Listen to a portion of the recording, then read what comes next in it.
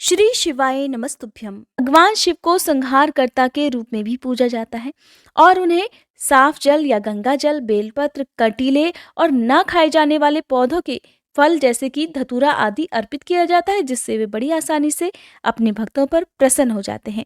भगवान शिव को बहुत ज्यादा सुंदर वेशभूषा और अलंकारों की भी जरूरत नहीं होती, क्योंकि वे तो औघड़ बाबा होते हैं। जटा जूटधारी, गले में लिपटे हुए नाग और रुद्राक्ष की मालाएं, शरीर पर बाघंबर, चिता की भस्म लगाए हुए और हाथ में त्रिशूल पकड़े हुए वे सारे विश्व को अपनी पदचाप और डमरू की कर्ण भेदी ध्वनि से नचाते रहते हैं। इसीलिए उन्हें नटराज के रूप में भी पूजा जाता है। उनकी वेशभूषा से जीवन और मृत्यु का बोध होता है। शीश पर गंगा और चंद्र जीवन और कला के द्योत माने जाते हैं। भगवान शिव का एक नाम नीलकंठ भी है, क्योंकि समुद्र मंथन के समय जब देवता और असुरगण अद्भुत और बहुमूल्य रत्नों को अपने अधिकार में करने के लिए मरे जा रहे थे, तब कालकूट विष के बाहर निकलने से सभी पीछे हट गए। उसे ग्रहण करने के लिए कोई भी तैयार नहीं हुआ। तब भोलेनाथ ने ही उस महाविनाशक विष को अपने कंठ में धारण कर लिया, जिस कारण उनका कंठ नीला पड़ गया और तभी से उनका एक नाम नीलकंठ भी है। ऐसे परोपकारी और अपरिग्रही भगवान शिव का चरित्र वर्णित करने के लिए ही इस शिव पुराण की रचना की गई है। आइए अब रसपान करते हैं शिव पुराण महात्म्य का, जिसमें शौनक जी के साधन विषयक प्रश्न करने पर श्री सूत जी का उन्हें शिव पुराण की उत्कृष्ट महिमा सुनाने का वर्णन किया गया है। आप सभी से विनम्र अनुरोध है कि यदि आप एक बार शिव पुराण की कथाएं सुनते हैं तो हर दिन आप नियम पूर्वक, चाहे तो कभी भी जब भी आपको समय मिले, इन कथाओं को अवश्य सुनिएगा। श्री शौनक जी ने पूछा, हे महाज्ञानी सूत जी, आप संपूर्ण सिद्धांतों के ज्ञाता हैं। हे प्रभु, मुझसे पुराणों की कथाओं के सार तत्व का विशेष रूप से वर्णन कीजिए। ज्ञान और वैराग्य सहित भक्ति से प्राप्त होने वाले विवेक की वृद्धि कैसे होती है, तथा साधु पुरुष किस प्रकार अपने काम, क्रोध आदि मानसिक विकारों का निवारण करते हैं। इस घोर कलयुग में जीव प्रायः आसुर स्वभाव के हो गए हैं। उस जीव समुदाय को शुद्ध बनाने के लिए सर्वश्रेष्ठ उपाय क्या है? आप इस समय मुझे ऐसा कोई शाश्वत साधन बताइए जो कल्याणकारी वस्तुओं में भी सबसे उत्कृष्ट और परम मंगलमयी हो, तथा पवित्र करने वाले उपायों में भी सर्वोत्तम पवित्र कारक उपाय हो। हे तात, वह साधन ऐसा हो जिसके अनुष्ठान मात्र से ही अंतःकरण की विशेष शुद्धि हो जाए, तथा उससे निर्मल मन वाले पुरुष को सदा के लिए भगवान शिव की प्राप्ति हो जाए।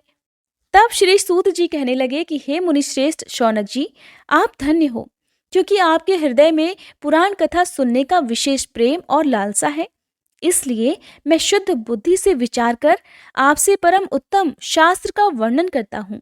हे वत्स, वह संपूर्ण शास्त्रों के सिद्धांत से संपन्न, भक्ति आदि को बढ़ाने वाला और भगवान शिव को संतुष्ट करने वाला है। कानों के लिए रसायन, अमृत स्वरूप तथा दिव्य है, तुम उसे श्रवण करो। हे मुने, वह परम उत्तम शास्त्र है शिव पुराण, जिसका पूर्व काल में भगवान शिव ने ही प्रवचन किया था। यह काल रूपी सर्प से प्राप्त होने वाले महान त्रास का विनाश करने वाला उत्तम साधन है। गुरुदेव व्यास जी ने सनत कुमार मुनि का उपदेश पाकर बड़े आदर से संक्षेप में ही इस पुराण का प्रतिपादन किया है। इस पुराण के पठन पाठन का उद्देश्य है कलयुग में उत्पन्न होने वाले मनुष्यों के परम हित का साधन। ये शिव पुराण परम उत्तम शास्त्र है और इसे भूतल पर भगवान शिव का वांग्मय स्वरूप समझना चाहिए। सभी प्रकार से इसका सेवन करना चाहिए। इसका पठन और श्रवण सर्व साधन रूप है। इससे भगवान शिव की भक्ति पाकर श्रेष्ठतम स्थिति में पहुंचा हुआ मनुष्य शीघ्र ही शिव पद को प्राप्त कर लेता है। इसलिए संपूर्ण प्रयास करके मनुष्यों ने इस पुराण को पढ़ने की इच्छा की है, अथवा इसके अध्ययन को अभीष्ट साधन माना है। इसी तरह इसका प्रेम पूर्वक श्रवण भी संपूर्ण मनोवांछित फलों को देने वाला है। भगवान शिव के इस पुराण को सुनने से मनुष्य सभी पापों से मुक्त हो जाता है और इस जीवन में बड़े बड़े उत्कृष्ट भोगों का उपभोग करके अंत में शिवलोक को प्राप्त कर लेता है। यह शिव पुराण नामक ग्रंथ 24,000 श्लोकों से युक्त है। इसकी 7 संहिताएं हैं और मनुष्य को चाहिए कि वह भक्ति, ज्ञान और वैराग्य से संपन्न हो बड़े आदर से इसका श्रवण करे। जो हर दिन नियम से शिव पुराण को पढ़ता है या सुनता है वह पुण्यात्मा है और इसमें बिल्कुल भी संशय नहीं है। जो उत्तम बुद्धि वाला पुरुष अंतकाल में भक्तिपूर्वक इस पुराण को सुनता है, उस पर अत्यंत प्रसन्न हुए भगवान महेश्वर उसे अपना परम धाम प्रदान कर देते हैं। जो प्रतिदिन आदर पूर्वक इस शिव पुराण का पूजन करता है, वह इस संसार में संपूर्ण भोगों को भोग कर अंत में भगवान शिव के पद को प्राप्त कर लेता है। जो प्रतिदिन आलस्य रहित होकर रेशमी वस्त्र आदि के वेष्टन से इस शिव पुराण का सत्कार करता है, वह सदा सुखी रहता है।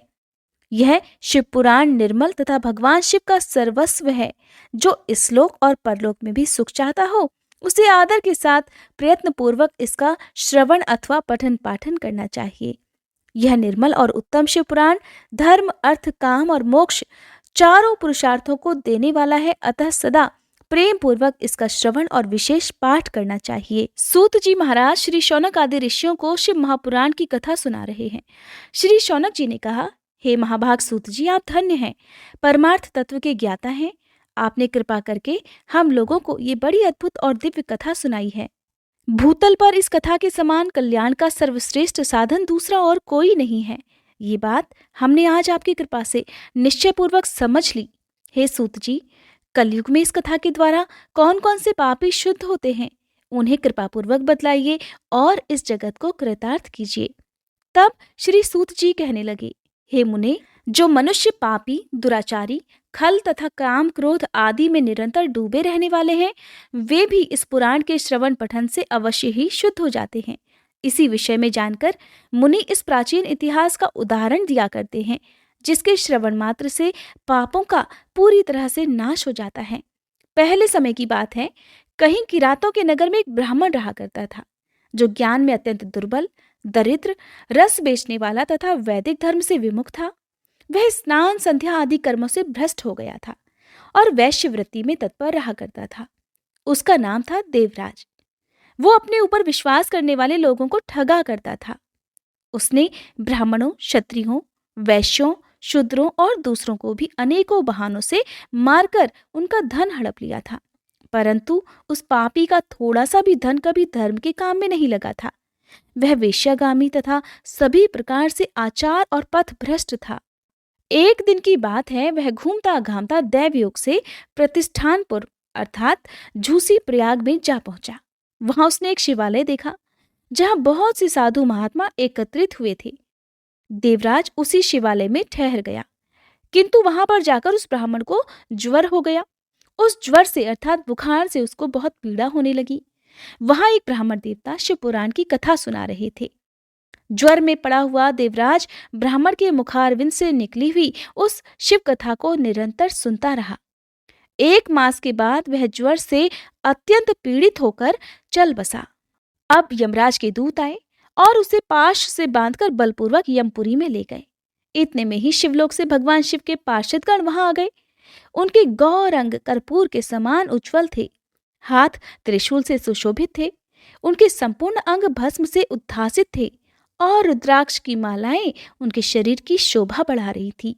वे सब के सब क्रोधपूर्वक यमपुरी में गए और यमराज के दूतों को मार पीट कर बारंबार धमकाकर उन्होंने देवराज को उनके चंगुल से छुड़ा लिया और फिर अत्यंत अद्भुत विमान पर बिठाकर जब वे शिवदूत कैलाश पर्वत पर जाने के लिए तैयार हुए, उस समय यमपुरी में बड़ा भारी कोलाहल मच गया। उस कोलाहल को सुनकर धर्मराज अपने भवन से बाहर आए। साक्षात दूसरे रुद्रों के समान प्रतीत होने वाले उन चारों दूतों को देखकर धर्मज्ञ धर्मराज ने उनका विधिपूर्वक पूजन किया और ज्ञान दृष्टि से देखकर सारा वृतांत जान लिया। उन्होंने भय के कारण भगवान शिव के उन महात्मा दूतों से कोई बात ही नहीं पूछी, उल्टे उन सबकी पूजा और प्रार्थना की। तत्पश्चात वे शिवदूत कैलाश को चले गए। वहां पहुंचकर उन्होंने उस ब्राह्मण को दयासागर सांब शिव के हाथों में दे दिया। शौनक जी कहने लगे, हे महाभाग सूत जी, आप सर्वज्ञ हैं। हे महामते, आपके कृपा प्रसाद से मैं बारंबार कृतार्थ हुआ। इस इतिहास को सुनकर मेरा मन अत्यंत आनंद में निमग्न हो रहा है। अतः अब भगवान शिव में प्रेम बढ़ाने वाली शिव संबंधिनी दूसरी कथा को भी कहिए। तब श्री सूत जी बोले, हे शौनक, सुनो, मैं तुम्हारे सामने गोपनीय कथा वस्तु का भी वर्णन करूंगा, क्योंकि तुम शिव भक्तों में अग्रगण्य तथा वेदविद्ताओं में श्रेष्ठ हो, इसलिए ध्यान पूर्वक सुनो। समुद्र के निकटवर्ती प्रदेश में एक वाशकल नामक ग्राम है, जहाँ वैदिक धर्म से विमुख महापापी द्विज निवास करते हैं। वे सब के सब बड़े दुष्ट हैं। उनका मन दूषित विषय भोगों में ही लगा रहता है। वे ना तो देवताओं पर विश्वास करते हैं ना भाग्य पर। वे सभी कुटिल वृत्ति वाले हैं। किसानी करते और भांति भांति के घातक अस्त्र शस्त्र रखते हैं। वे व्यभिचारी और खल हैं। ज्ञान, वैराग्य तथा सद्धर्म का सेवन ही मनुष्य के लिए परम पुरुषार्थ होता है। इस बात को वे बिल्कुल भी नहीं जानते। वे सभी पशु बुद्धि वाले हैं। और जहाँ के द्विज ऐसे हो, वहाँ के अन्य वर्णों के विषय में कहा ही क्या जा सकता है। अन्य वर्णों के लोग भी उन्हीं की भांति कुत्सित विचार रखने वाले, स्वधर्म विमुख और खल हैं। द्विज अर्थात ब्राह्मण होता है। वे सभी कुकर्मों में लगे रहते और नित्य विषय भोगों में ही डूबे रहते हैं। वहां की सभी स्त्रियां भी कुटिल स्वभाव की, स्वेच्छाचारिणी, पापासक्त, कुत्सित विचार वाली और व्यभिचारिणी हैं। वे सद्व्यवहार और सदाचार से सर्वथा शून्य हैं। इस प्रकार वहां दुष्टों का ही निवास है। उस वाशकल नामक गांव में किसी समय एक बिंदुक नामधारी ब्राह्मण रहता था। वह बड़ा अधम था, दुरात्मा और महापापी था। फिर भी उसकी स्त्री बड़ी सुंदरी थी, तब भी वह कुमार्ग पर ही चलता था। उसकी पत्नी का नाम चंचुला था। वो सदा उत्तम धर्म के पालन में लगी रहती थी, तब भी उसे छोड़कर वह दुष्ट ब्राह्मण वेश्यागामी हो गया था। इस तरह कुकर्म में लगे हुए उस बिंदुक के बहुत वर्ष बीत गए। उसकी पत्नी चंचुला काम से पीड़ित होने पर भी, स्वधर्म नाश के भय से क्लेश सहकर भी दीर्घ काल तक धर्म से भ्रष्ट नहीं हुई, परंतु दुराचारी पति के आचरण से प्रभावित होकर आगे चलकर वह स्त्री भी दुराचारिणी हो गई। इस तरह दुराचार में डूबे हुए उन मूढ़ चित्त वाले पति पत्नी का बहुत सारा समय ऐसे ही बीत गया। कुछ समय बाद किसी वेश्या का पति बना हुआ वह दूषित बुद्धि वाला दुष्ट ब्राह्मण बिंदुक समयानुसार मृत्यु को प्राप्त होकर नरक में जा पड़ा। बहुत दिनों तक नरक के दुख भोगकर वह मूढ़ बुद्धि पापी विंध्य पर्वत पर भयंकर पिशाच बन गया। इधर उस दुराचारी पति बिंदुक के मर जाने पर वह मूढ़ हृदया चंचुला बहुत समय तक पुत्रों के साथ अपने घर में ही रही। एक दिन की बात है, दैवयोग से किसी पुण्य पर्व के आने पर वह स्त्री भाई बंधुओं के साथ गोकर्ण क्षेत्र में गई। तीर्थ यात्रियों के संग से उसने भी उस समय जाकर किसी तीर्थ के जल में स्नान कर लिया। फिर वह स्नान करने के पश्चात मेला देखने की दृष्टि से और ऐसे भाव से अपने बंधुजनों के साथ यहाँ वहां घूमने लगी। घूमती घामती वो किसी देव मंदिर में पहुंच गई और वहां उसने एक दैवज्ञ ब्राह्मण के मुख से भगवान शिव की परम पवित्र और मंगलकारिणी उत्तम पौराणिक कथा सुन ली। कथावाचक ब्राह्मण उस समय कह रहे थे कि जो स्त्रियां पर पुरुषों के साथ व्यभिचार करती हैं, वे मरने के बाद जब यमलोक में जाती हैं, तब यमराज के दूत उन्हें तपे हुए लोहों से दागते हैं। पौराणिक ब्राह्मण के मुख से ये वैराग्य बढ़ाने वाली कथा सुनकर चंचुला भय से व्याकुल होकर वहां कांपने लगी। जब कथा समाप्त हुई और सुनने वाले सभी लोग वहां से बाहर चले गए, तब वह भयभीत नारी एकांत में शिव पुराण की कथा बाँचने वाले उन ब्राह्मण देवता से कहने लगी। चंचुला कहने लगी, हे ब्राह्मण देवता, मैं अपने धर्म को नहीं जानती थी, इसलिए मेरे द्वारा बड़ा भारी दुराचार हुआ है। हे स्वामिन, मेरे ऊपर अनुपम कृपा करके आप मेरा उद्धार कीजिए। आज आपके वैराग्य रस से ओतप्रोत इस प्रवचन को सुनकर मुझे बड़ा भारी भय लग रहा है।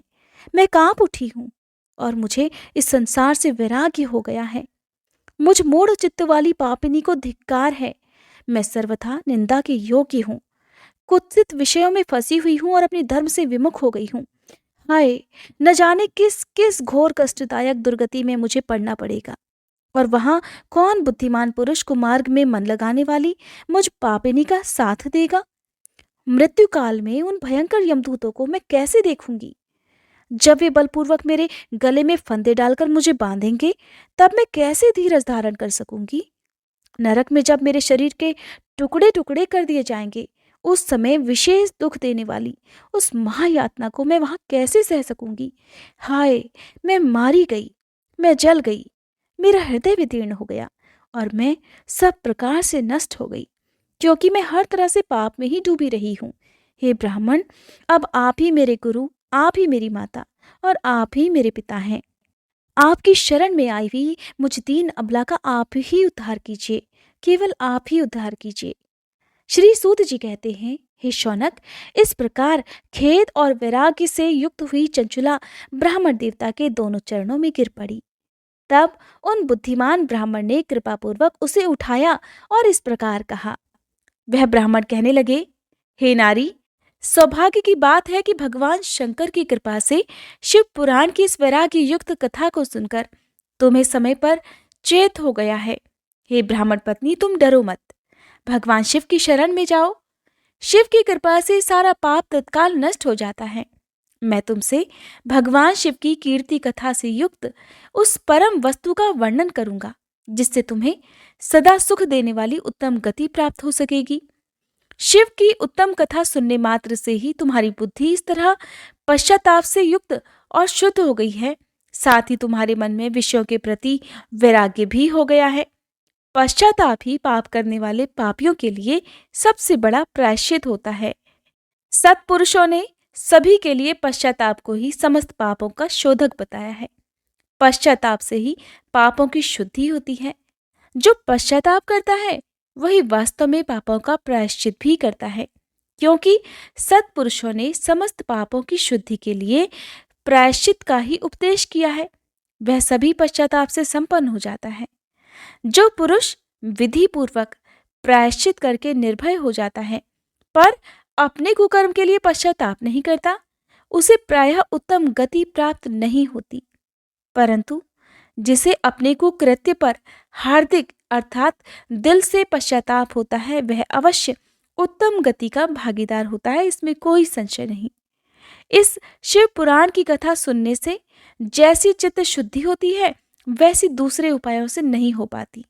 जैसे दर्पण साफ करने पर निर्मल हो जाता है, ठीक उसी प्रकार इस शिव पुराण की कथा से मन भी अत्यंत शुद्ध हो जाता है, इसमें कोई संशय नहीं। मनुष्यों के शुद्ध चित्त में जगदम्बा पार्वती सहित भगवान शिव विराजमान रहते हैं। इससे वह विशुद्धात्मा पुरुष श्री सांब सदाशिव के पद को प्राप्त होता है। इस उत्तम कथा का श्रवण समस्त मनुष्यों के लिए कल्याण का बीज है, अतः यथोचित मार्ग से इसकी आराधना अथवा सेवा करनी चाहिए। यह भवबंधन रूपी रोगों का नाश करने वाली है। भगवान शिव की कथा को सुनकर फिर अपने हृदय में उसका मनन और निधिध्यासन करना चाहिए।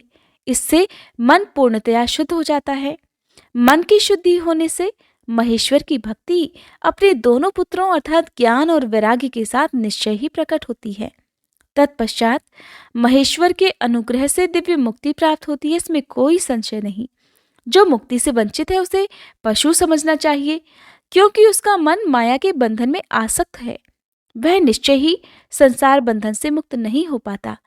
हे ब्राह्मण पत्नी, इसलिए तुम विषयों से मन को हटा लो और भक्तिभाव से भगवान शंकर की इस परम पावन कथा को सुनो। परमात्मा शंकर की इस कथा को सुनने से तुम्हारे मन की शुद्धि होगी और इससे तुम्हें मोक्ष की प्राप्ति हो जाएगी। जो निर्मल मन से भगवान शिव के चरणारविंदों का चिंतन करता है, उसका एक ही जन्म में मुक्ति हो जाती है। ये मैं तुमसे सत्य कहता हूँ। सूत जी कहते हैं, हे शौनक जी, इतना कहकर वे श्रेष्ठ शिव भक्त चुप हो गए। उनका हृदय करुणा से आर्द्र हो गया। वे शुद्ध चित्त भगवान शिव के ध्यान में ही मगन हो गए। तदंतर बिंदुक की पत्नी चंचला मन ही मन प्रसन्न हो उठी। ब्राह्मण का उक्त उपदेश सुनकर उसके नेत्रों में आनंद के आंसू छलक आए थे।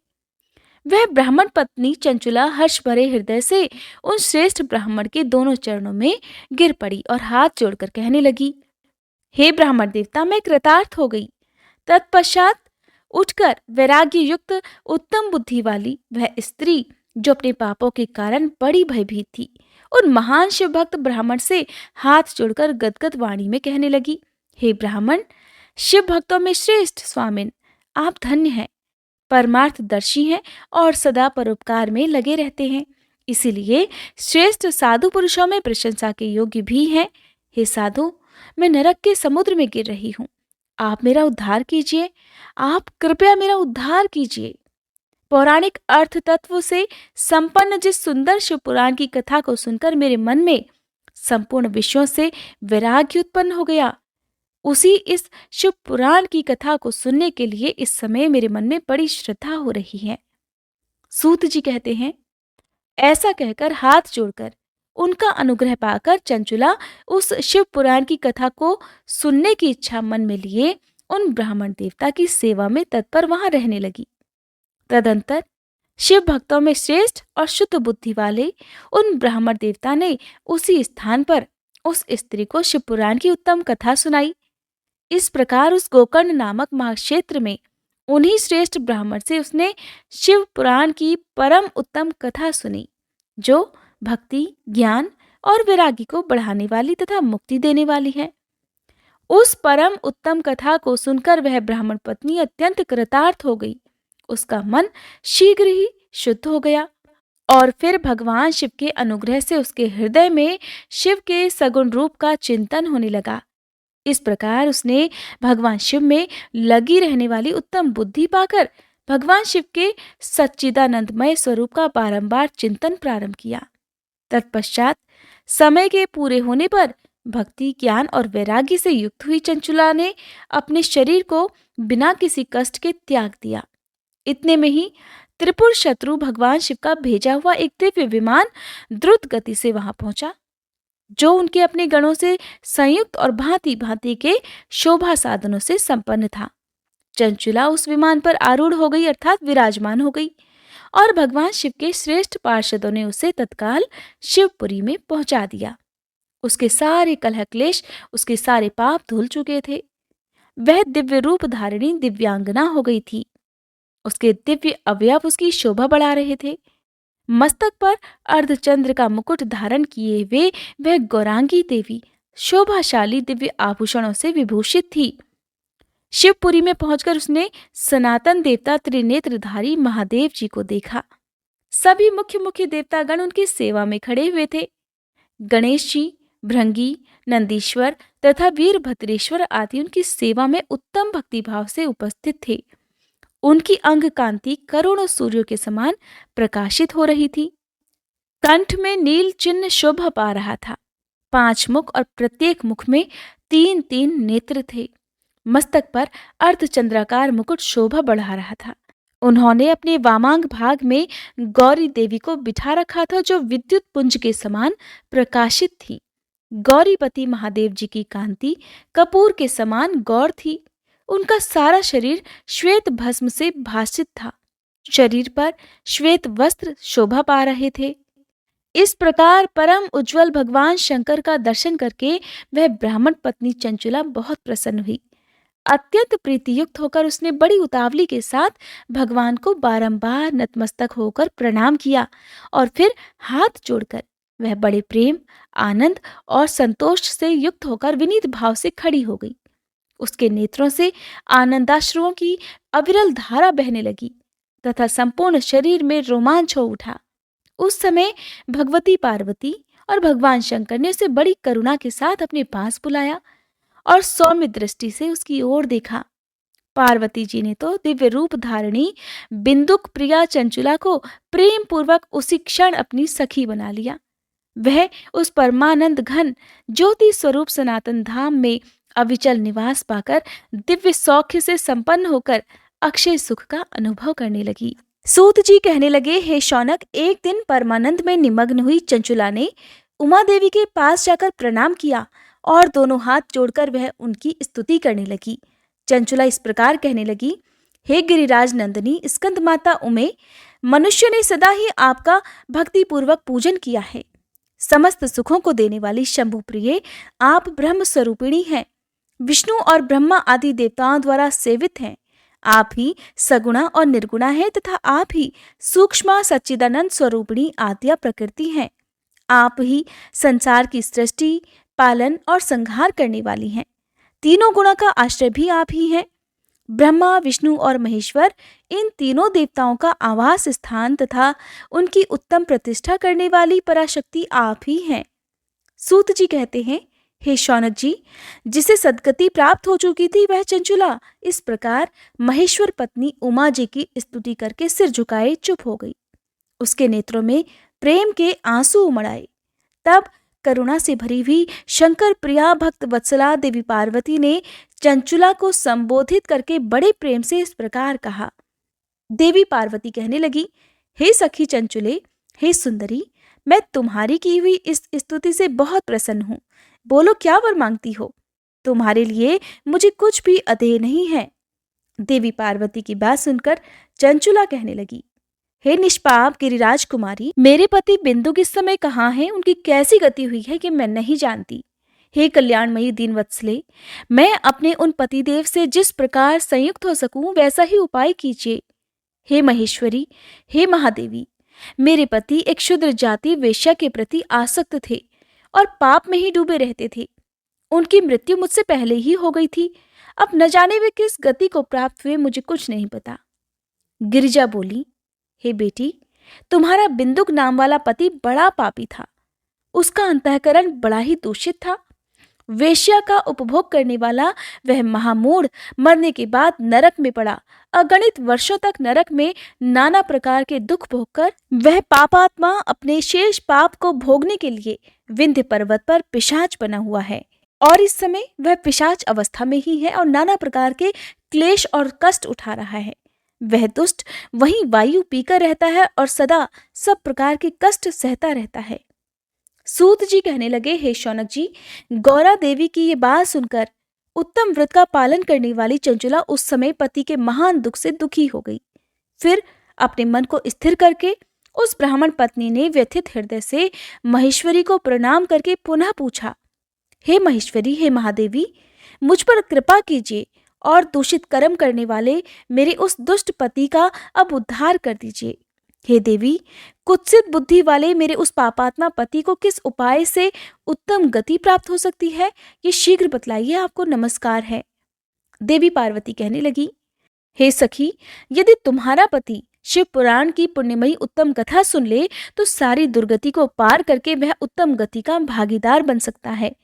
अमृत के समान मधुर अक्षरों से युक्त गौरा देवी के यह वचन आदर पूर्वक सुनकर चंचुला ने हाथ जोड़कर और अपना शीश झुकाकर उन्हें बारंबार प्रणाम किया और अपने पति के समस्त पापों की शुद्धि तथा उत्तम गति की प्राप्ति के लिए पार्वती देवी से ये प्रार्थना की कि मेरे पति को शिव पुराण सुनाने की व्यवस्था होनी चाहिए। उस ब्राह्मण पत्नी के बारंबार प्रार्थना करने पर शिव प्रिया गौरा देवी को बड़ी दया आई। तब उन भक्त वत्सला महेश्वरी गिरिराज कुमारी ने भगवान शिव की उत्तम कीर्ति का गान करने वाले गंधर्वराज तुम्बुरु को बुलाकर उनसे प्रसन्नतापूर्वक इस प्रकार कहा, हे तुम्बुरु, तुम्हारी भगवान शिव में प्रीति है। तुम मेरे मन की बातों को जानकर मेरे अभीष्ट कार्यों को सिद्ध करने वाले हो। इसलिए मैं तुमसे एक बात कहती हूँ, तुम्हारा कल्याण हो। तुम मेरी सखी के साथ शीघ्र ही विंध्य पर्वत पर जाओ। वहां एक महाघोर और भयंकर पिशाच रहता है। उसका वृतांत तुम आरंभ से ही सुनो। मैं तुमसे प्रसन्नता पूर्वक सब कुछ बताती हूँ। पूर्व जन्म में वह पिशाच बिंदुक नामक ब्राह्मण था और मेरी इस सखी चंचुला का पति था, परंतु वह दुष्ट वेश्यागामी हो गया। स्नान संध्या आदि नित्यक्रम छोड़कर वह अपवित्र रहने लगा। क्रोध के कारण उसकी बुद्धि पर मूढ़ता छा गई थी। वह कर्तव्य का विवेक नहीं कर पाता था। अभक्ष्य भक्षण, सज्जनों से द्वेष और दूषित वस्तुओं का दान लेना, यही इसका स्वाभाविक कर्म बन गया था। वह अस्त्र शस्त्र लेकर हिंसा करता, बाएं हाथ से खाता, दीनों को सताता और क्रूरतापूर्वक पराये घरों में आग लगा दिया करता था। चांडालों से प्रेम करता और प्रतिदिन वेश्याओं के संपर्क में रहने लगा था। बड़ा दुष्ट था। वह पापी अपनी पत्नी का परित्याग करके दुष्टों के संग में ही आनंद मनाने लगा था। इस प्रकार वह मृत्यु पर्यंत दुराचार में ही फंसा रहा और फिर अंतकाल आने पर उसकी मृत्यु हो गई। वह पापियों के भोग स्थान घोर यमपुर में गया और वहां पर बहुत से नरकों का उपभोग करके वह दुष्टात्मा जीव इस समय विंध्य पर्वत पर पिशाच बना हुआ है। वहीं वह दुष्ट पिशाच अपने पापों का फल भोग रहा है। तुम उसकी आगे यत्नपूर्वक शिव पुराण की उस दिव्य कथा का प्रवचन करो जो परम पुण्यमयी तथा समस्त पापों का नाश करने वाली है। शिव पुराण की कथा का श्रवण सबसे उत्कृष्ट पुण्य कर्म है। उससे उसका हृदय शीघ्र ही समस्त पापों से शुद्ध हो जाएगा और वह प्रेत योनि का परित्याग कर देगा। उस दुर्गति से मुक्त होने पर बिंदुक नामक पिशाच को मेरी आज्ञा से विमान पर बिठाकर तुम भगवान शिव के समीप ले आओ। श्री सूत जी कहते हैं, हे शौनक जी, महेश्वरी उमा के इस प्रकार आदेश देने पर गंधर्वराज तुम्बुरु मन ही मन बड़े प्रसन्न हुए। उन्होंने अपने भाग्य की सराहना की तत्पश्चात उस पिशाच की सती साध्वी पत्नी चंचुला के साथ विमान पर बैठकर नारद जी के प्रिय मित्र तुम्बरु वेग पूर्वक विंध्याचल पर्वत पर गए। अब तो आपको पता चल ही गया होगा कि तुम्बरु कौन है और उनका कार्य क्या था। अब जहां पर वह पिशाच रहता था उस जगह पर वे पहुंच गए। वहां पर जाकर उन्होंने उस पिशाच को देखा। उसका शरीर विशाल था, थोड़ी बहुत बड़ी थी। कभी वो हंसता, कभी रोता और कभी उछलने लगता था। उसकी आकृति बड़ी विकराल थी। भगवान शिव की उत्तम कीर्ति का गान करने वाले महाबली तुम्बरु ने उस अत्यंत भयंकर पिशाच को पाशों द्वारा बांध लिया। तदंतर तुम्बरु ने शिव पुराण की कथा बांचने का निश्चय करके महोत्सव युक्त स्थान और मंडप आदि की रचना की। इतने में ही संपूर्ण लोगों में बड़े वेग से ये प्रचार हो गया कि देवी पार्वती की आज्ञा से एक पिशाच का उद्धार करने के उद्देश्य से शिव पुराण की उत्तम कथा सुनाने के लिए तुम्बरु महाराज विंध्य पर्वत पर गए हुए हैं। फिर तो उस कथा को सुनने के लोभ से बहुत से देवर्षि शीघ्र ही वहां पर जा पहुंचे। आदर पूर्वक शिव पुराण सुनने के लिए आए हुए लोगों का उस पर्वत पर बड़ा अद्भुत और कल्याणकारी समाज जुट गया। फिर तुम्बरु ने उस पिशाच को पाशों से बांधकर आसन पर बिठाया और हाथ में वीणा लेकर गौरीपति की कथा का गान प्रारंभ कर दिया। अब आपको यहाँ पर ध्यान देना है कि कौन कौन सी संहिताओं का वर्णन आपको शिव पुराण की कथा में सुनने को मिलेगा। पहली अर्थात विद्वेश्वर संहिता से लेकर 7वीं वायु संहिता तक महात्म्य सहित शिव पुराण की कथा का उन्होंने स्पष्ट वर्णन किया।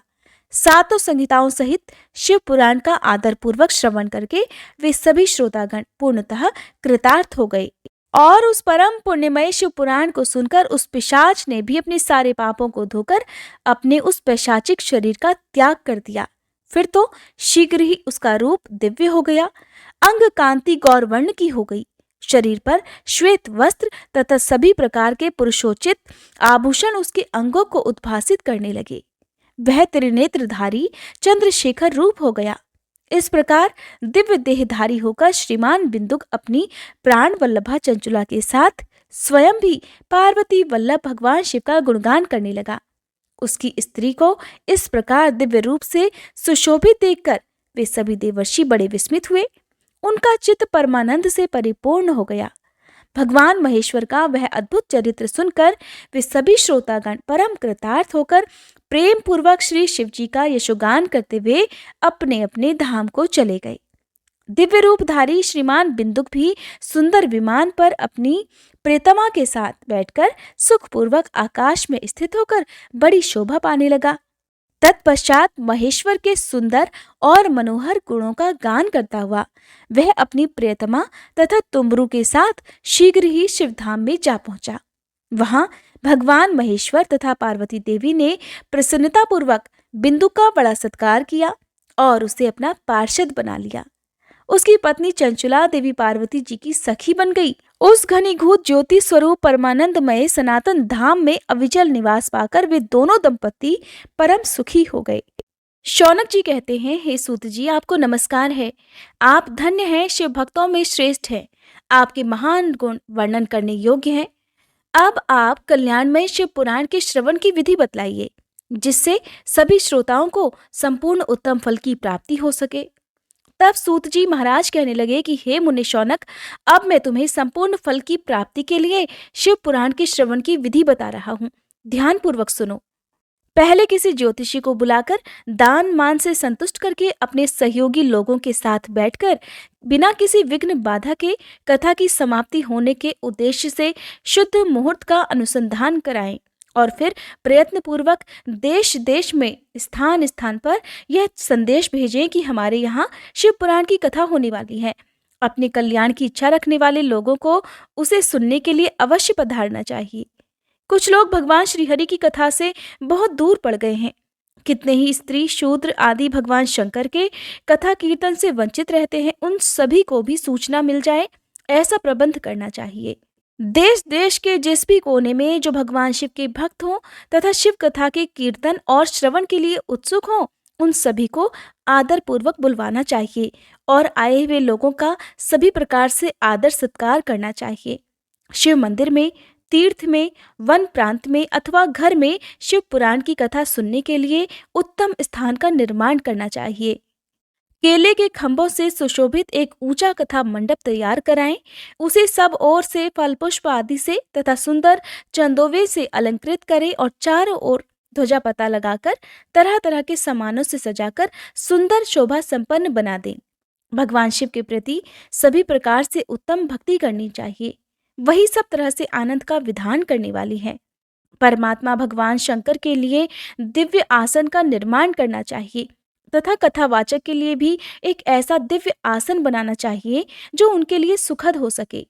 हे मुने, नियम पूर्वक कथा सुनने वाले श्रोताओं के लिए भी यथा योग्य सुंदर स्थानों की व्यवस्था करनी चाहिए। अन्य लोगों के लिए साधारण स्थान ही रखना चाहिए, जिसके मुख से निकली हुई वाणी देहधारियों के लिए कामधेनु के समान अभीष्ट फल देने वाली होती है। उस पुराण वेत्ता विद्वान वक्ता के प्रति तुच्छ बुद्धि कभी नहीं करनी चाहिए। संसार में जन्म तथा गुणों के कारण बहुत से गुरु होते हैं, परंतु उन सभी में पुराणों का ज्ञाता विद्वान ही सबसे परम गुरु माना जाता है। पुराण वेत्ता पवित्र, दक्ष, शांत, ईर्ष्या पर विजय पाने वाला, साधु और दयालु होना चाहिए। ऐसा प्रवचन कुशल विद्वान इस पुण्यमयी कथा को कहे। सूर्योदय से आरंभ करके 3:30 पहर तक उत्तम बुद्धि वाले विद्वान पुरुष को शिव पुराण की कथा सम्यक रीति से बांचनी चाहिए। मध्याह्न काल में 2 घड़ी तक कथा बंद रखनी चाहिए, जिससे कथा कीर्तन से अवकाश पाकर लोग अपना अपना कार्य कर सकें। कथा प्रारंभ होने से एक दिन पहले व्रत ग्रहण करने के लिए वक्ता को शौर करा लेना चाहिए। जिन दिनों कथा हो रही हो उन दिनों प्रयत्नपूर्वक प्रातःकाल का सारा नित्य कर्म संक्षेप से ही कर लेना चाहिए। वक्ता के पास उसकी सहायता के लिए एक दूसरा वैसा ही विद्वान स्थापित करना चाहिए और वह भी सभी प्रकार के संशयों को निवृत्त करने में समर्थ और लोगों को समझाने में कुशल होना चाहिए। कथा में आने वाले विघ्नों की निवृत्ति के लिए गणेश जी का पूजन सर्वप्रथम करना चाहिए।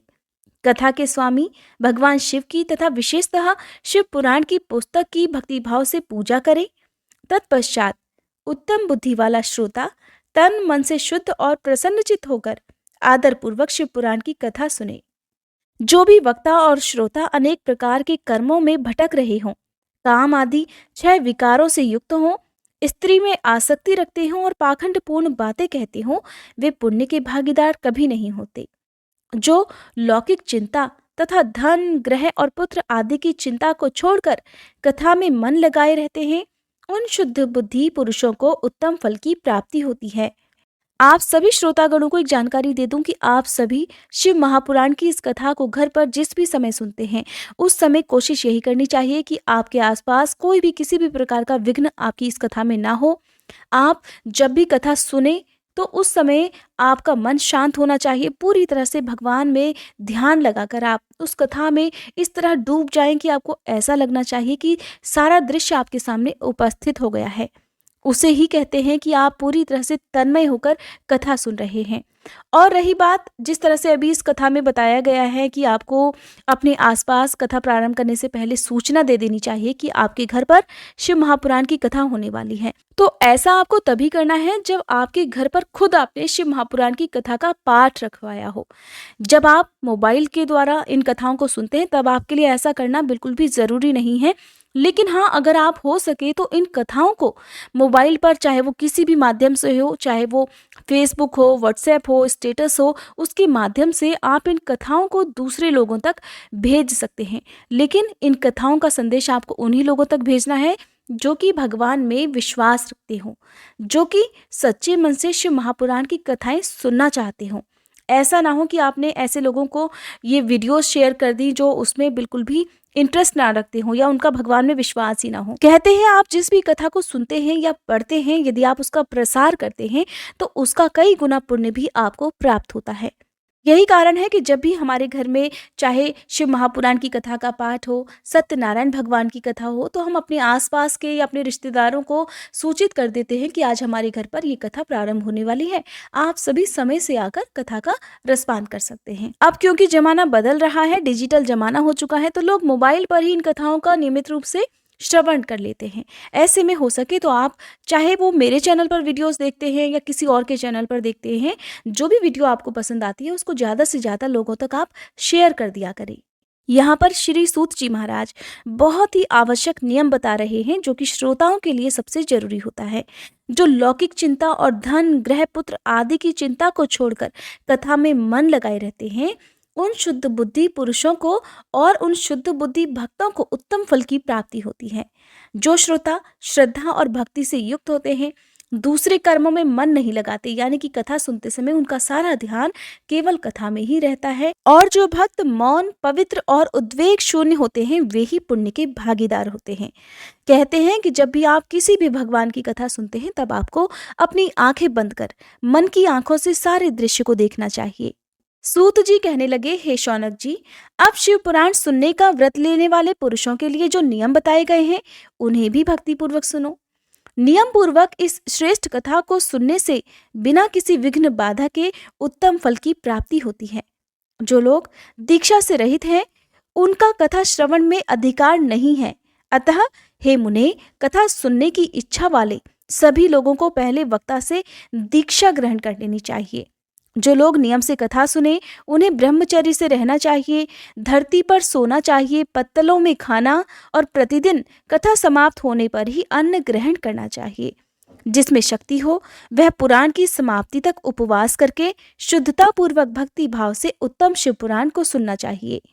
इस कथा का व्रत लेने वाले पुरुष को प्रतिदिन एक बार ही हविष्यांत भोजन करना चाहिए, अर्थात शुद्ध सात्विक भोजन करना चाहिए। जिस प्रकार से कथा श्रवण का नियम सुख पूर्वक सध सके वैसे ही करना चाहिए। गरिष्ठ अन्न, दाल, जला हुआ अन्न, सेम, मसूर, भाव दूषित तथा बासी अन्न को खाकर कथाव्रती पुरुष कभी भी कथा को ना सुने। जिसने कथा का व्रत ले रखा हो वह पुरुष प्याज, लहसुन, हींग, गाजर, मादक वस्तु तथा अमिष कही जाने वाली वस्तुओं का त्याग कर दे। कथा का व्रत लेने वाला पुरुष या भक्त काम, क्रोध आदि 6 विकारों को, ब्राह्मणों की निंदा को तथा पतिव्रता और साधु संतों की निंदा को भी त्याग दे। कथाव्रती भक्त प्रतिदिन सत्य, शौच, दया, मौन, सरलता, विनय तथा हार्दिक उदारता, इन सद्गुणों को सदा अपनाए रहे। श्रोता निष्काम हो या सकाम, वह नियम पूर्वक कथा सुने। सकाम पुरुष अपनी अभीष्ट कामना को प्राप्त करता है और निष्काम पुरुष मोक्ष पा लेता है। अर्थात कर्म ही करना मनुष्य का कर्तव्य होना चाहिए, फल की चिंता नहीं करना चाहिए।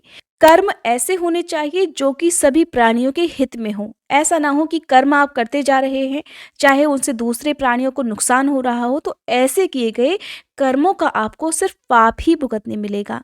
दरिद्र, क्षय का रोगी, पापी, भाग्यहीन तथा संतान रहित भक्तों को भी इस उत्तम कथा को सुनना चाहिए। काकबंध्या आदि जो 7 प्रकार की दुष्टा स्त्रियां हैं वे, तथा जिसका गर्भ गिर जाता हो वह, इन सभी को शिव पुराण की उत्तम कथा अवश्य सुननी चाहिए। हे मुने, स्त्री हो या पुरुष, सभी को यत्नपूर्वक विधि विधान से शिव पुराण की यह उत्तम कथा अवश्य सुननी चाहिए। हे महर्षि, इस तरह शिव पुराण की कथा के पाठ और श्रवण संबंधी यज्ञोत्सव की समाप्ति होने पर श्रोताओं को भक्ति और प्रयत्न पूर्वक भगवान शिव की पूजा की भांति पुराण पुस्तक की भी पूजा करनी चाहिए। तदंतर विधि पूर्वक वक्ता का भी पूजन करना आवश्यक है। पुस्तक को आच्छादित करने के लिए अर्थात ढकने के लिए नवीन और सुंदर बस्ता बनावे। उसे बांधने के लिए दृढ़ और दिव्य डोरी लगानी चाहिए। फिर उसका विधिवत पूजन करना चाहिए। हे मुनिश्रेष्ठ, इस प्रकार महान उत्सव के साथ पुस्तक और वक्ता की विधिवत पूजा करके वक्ता की सहायता के लिए स्थापित किए हुए पंडित जी का भी उसी के अनुसार धन आदि के द्वारा उससे कुछ ही कम सत्कार करना चाहिए। वहां आए हुए ब्राह्मणों को अन्न, धन आदि का दान करना चाहिए। साथ ही गीत, वाद्य और नृत्य आदि के द्वारा महान उत्सव की रचना करनी चाहिए। हे शौनक जी, यदि श्रोता विरक्त हो तो उसके लिए कथा समाप्ति के दिन विशेष रूप से उस गीता का पाठ करना चाहिए जिसे श्री रामचंद्र जी के प्रति भगवान शिव ने कहा था। यदि श्रोता गृहस्थ हो तो उस बुद्धिमान को उस श्रवण कर्म की शांति के लिए शुद्ध हविष्य के द्वारा होम करना चाहिए।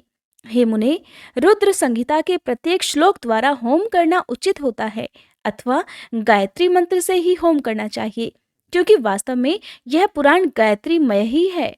अथवा इन सब के अतिरिक्त शिव पंचाक्षर मूल मंत्र से हवन करना उचित है। होम करने की शक्ति न हो तो विद्वान पुरुष यथाशक्ति हवनीय भविष्य का ब्राह्मण को दान करे। घर में किसी भी प्रकार के दोष की शांति के लिए भक्ति पूर्वक शिव सहस्त्र नाम का पाठ अथवा श्रवण करना चाहिए। इससे सब कुछ सफल हो जाता है, इसमें कोई संशय नहीं, क्योंकि तीनों लोकों में उससे बढ़कर कोई वस्तु नहीं है। कथा श्रवण संबंधी व्रत की पूर्णता की सिद्धि के लिए 11 ब्राह्मणों को मधु मिश्रित खीर का भोजन कराना चाहिए और उन्हें दक्षिणा देनी चाहिए। हे मुने, यदि शक्ति हो तो 3 तोले सोने का एक सुंदर सिंहासन बनवाएं और उस पर उत्तम अक्षरों में लिखी अथवा लिखवाई गई शिव पुराण की पोथी विधिपूर्वक स्थापित करनी चाहिए। तत्पश्चात पुरुष को उसकी आह्वान आदि विविध उपचारों से पूजा करके दक्षिणा चढ़ानी चाहिए। फिर जितेंद्रिय आचार्य का वस्त्र आभूषण और गंध आदि से पूजन करके दक्षिणा सहित वह पुस्तक उन्हें समर्पित कर देनी चाहिए। उत्तम बुद्धि वाला श्रोता इस प्रकार भगवान शिव के संतोष के लिए पुस्तक का दान करे। हे शौनक जी, इस पुराण के दान के प्रभाव से भगवान शिव का अनुग्रह पाकर पुरुष भवबंधन से मुक्त हो जाता है। इसी तरह विधि विधान का पालन करने पर श्री संपन्न शिव पुराण संपूर्ण फल को देने वाला तथा भोग और मोक्ष का दाता होता है। हे मुने, शिव पुराण का वह सारा महात्म्य जो संपूर्ण अभीष्ट को देने वाला है, मैंने तुम्हें कह सुनाया। अब और क्या सुनना चाहते हो? महाशिव पुराण को समस्त पुराणों के माथे का तिलक माना गया है। ये भगवान शिव को अत्यंत प्रिय, रमणीय तथा भव रोग का निवारण करने वाला है। जो भक्त सदा भगवान शिव का ध्यान करते हैं, जिनकी वाणी भगवान शिव के गुणों की स्तुति करती है और जिनके दोनों कान उनकी कथा का श्रवण करते हैं, इस जीव जगत में उन्हीं का जन्म लेना सफल माना गया है। वे निश्चय ही संसार सागर से पार हो जाते हैं। भिन्न भिन्न प्रकार के समस्त गुण जिनके सच्चिदानंदमय स्वरूप का कभी स्पर्श नहीं करते, जो अपनी महिमा जगत के बाहर और भीतर भासमान है तथा जो मन के बाहर और भीतर वाणी और मनोवृत्ति रूप में प्रकाशित होते हैं, उन अनंत आनंद घन रूप परम शिव की मैं शरण लेता हूँ। जय भोलेनाथ। आज का अध्याय समाप्त हुआ। अगर आपको ये कथा पसंद आई हो तो प्लीज़ वीडियो को लाइक करके, अगर आपने हमारे चैनल को अभी तक सब्सक्राइब नहीं किया है तो सब्सक्राइब करके बेल आइकन प्रेस करना मत भूलिएगा।